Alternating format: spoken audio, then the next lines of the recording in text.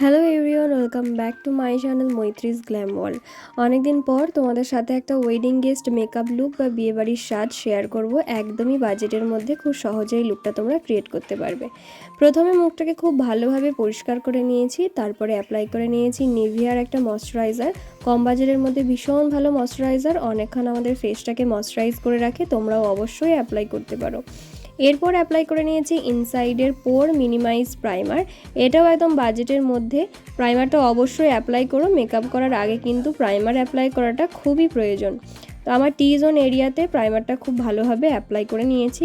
এরপর অ্যাপ্লাই করে নিয়েছি ফিটমির ফাউন্ডেশন, আমার শেড 230, আর একটা ভেজা বিউটি ব্লেন্ডার দিয়ে খুব ভালোভাবে ফাউন্ডেশনটাকে আমার পুরো মুখে ড্যাব ড্যাব করে ব্লেন্ড করে নিয়েছি, এবং আমার পুরো মুখে ব্লেন্ড করার সাথে সাথে কিন্তু গলাতেও খুব ভালোভাবে ব্লেন্ড করে নিয়েছি। আর এই ফাউন্ডেশনটা আমার স্কিন টোন থেকে একটু লাইট।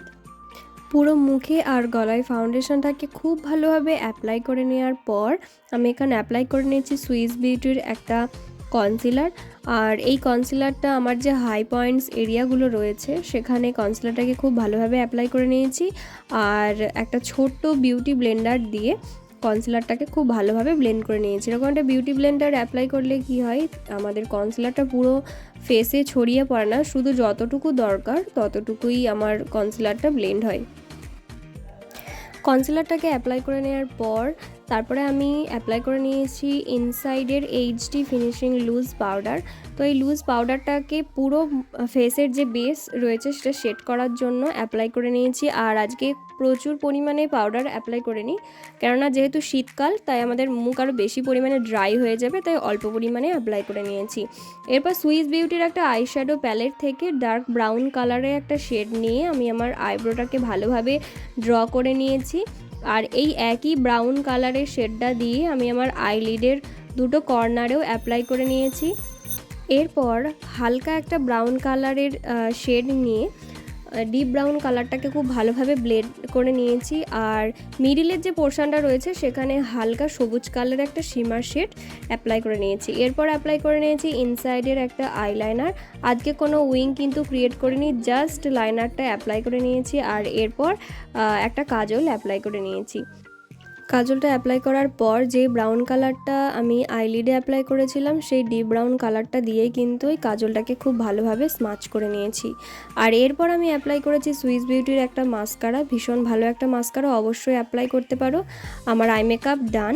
এরপর আমি অ্যাপ্লাই করেছি NYB এর একটা কন্ট্রোরিং, আমার ফেসটাকে খুব ভালোভাবে কন্ট্রোর করার জন্য। এরপর নাকটাকেও খুব ভালোভাবে কন্ট্রোল করে নিয়েছি।